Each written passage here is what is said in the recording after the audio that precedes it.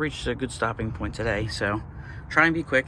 Every time I take a video, someone calls. So here is the shock. This is the original. So, and yeah, rust beat me to replacing it. So I was on my way to replacing them, obviously. I've said that before. Unfortunately, you know, I had the springs but didn't have the shocks yet. So that's where they broke, just rusted away.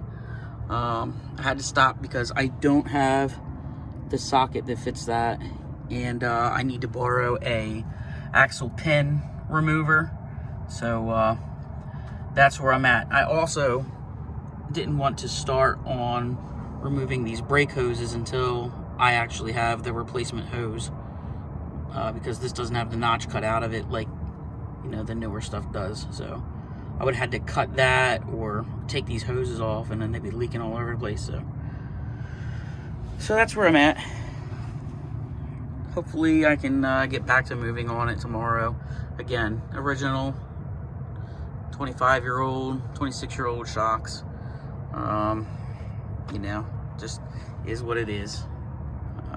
So that's where I'm at. I do have aluminum control arms I'm going to be putting on here.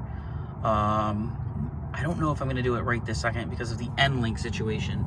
I do know that some of the GC end-links don't like to cooperate with the aluminum control arm. You have to buy, I think White Line makes one that will work with it. So it's a little annoying to have to keep buying and waiting for parts, but it is what it is. See, I'm waiting for the brake hoses so I can finish this up.